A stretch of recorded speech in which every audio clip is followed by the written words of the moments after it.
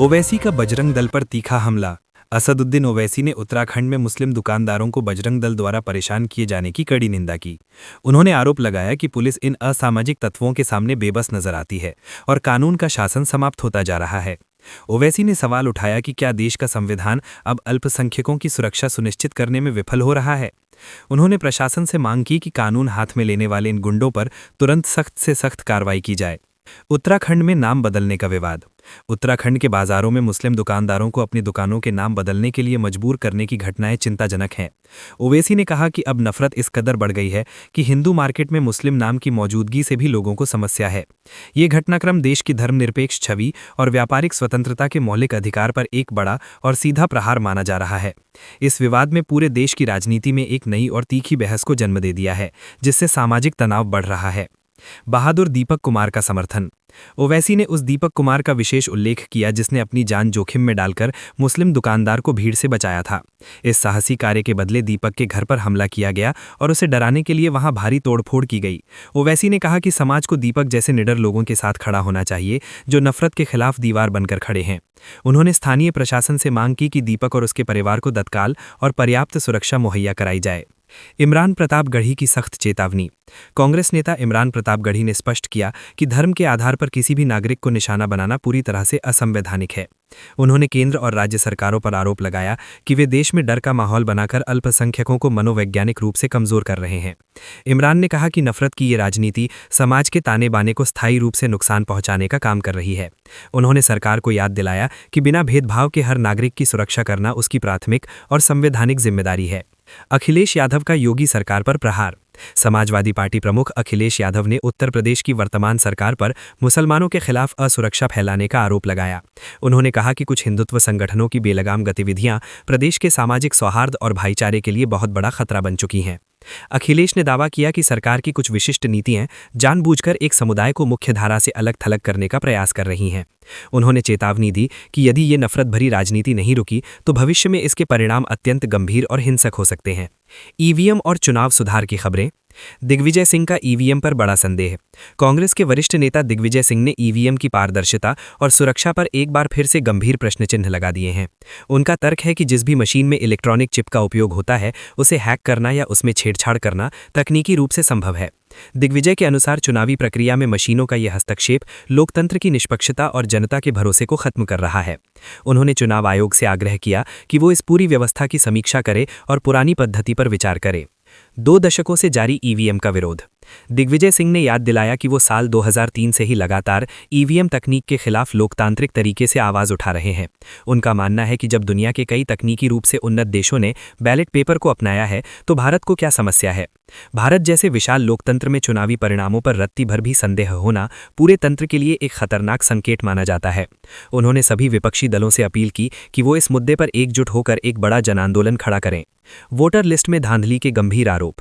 दिग्विजय सिंह ने चुनाव के दौरान मतदाता सूचियों में बड़े पैमाने पर की जा रही गड़बड़ियों का एक बड़ा दावा पेश किया है।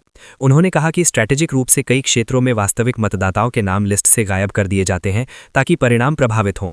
इन सभी विसंगतियों की एक उच्च स्तरीय निष्पक्ष जांच होनी चाहिए ताकि चुनाव की पवित्रता और जनता का अटूट विश्वास बना रहे।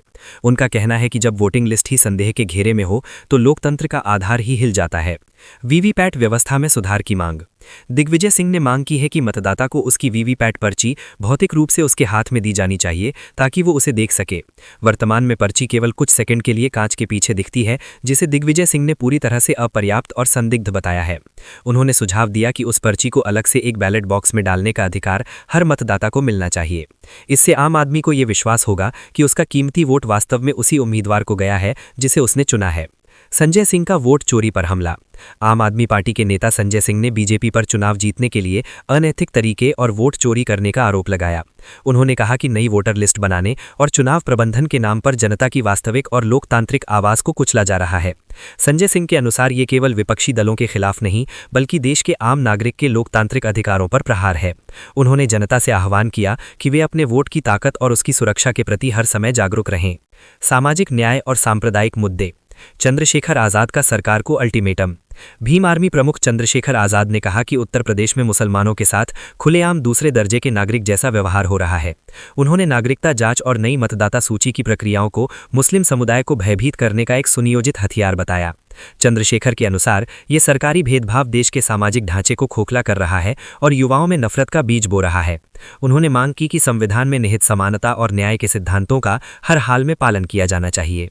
भेदभाव के विरुद्ध एकजुटता की पुकार। चंद्रशेखर आजाद ने मुस्लिम समुदाय से अपील की कि वे किसी भी उकसावे में न आएं और शांति बनाए रखते हुए अपने अधिकार मांगे। उन्होंने कहा कि जब तक जनता अपने संवैधानिक अधिकारों के प्रति खुद जागरूक नहीं होगी तब तक व्यवस्था में बदलाव असंभव है। किसी भी विशेष समुदाय के खिलाफ भय का माहौल बनाना वास्तव में लोकतंत्र की आत्मा का गला घोंटने जैसा घृणित कार्य है। उन्होंने सामाजिक कार्यकर्ताओं से इस अन्यायपूर्ण व्यवस्था के खिलाफ एक सामूहिक और शांतिपूर्ण संघर्ष शुरू करने की अपील की। इमरान मसूद का अश्लील डांस पर गुस्सा। सोशल मीडिया पर बुर्का पहनकर किए गए अश्लील डांस के एक वायरल वीडियो पर इमरान मसूद ने अपनी कड़ी और स्पष्ट प्रतिक्रिया दी है। उन्होंने इसे न केवल धार्मिक प्रतीकों का अपमान बताया बल्कि इसे समाज में गिरते नैतिक और सांस्कृतिक मूल्यों का प्रमाण भी बताया। मसूद ने चेतावनी दी कि मनोरंजन के नाम पर किसी भी समुदाय की धार्मिक आस्था और पहचान का मजाक नहीं उड़ाया जा सकता। उन्होंने साइबर पुलिस और प्रशासन से इस तरह की सामग्री बनाने वालों को चिन्हित कर दंडित करने की मांग की।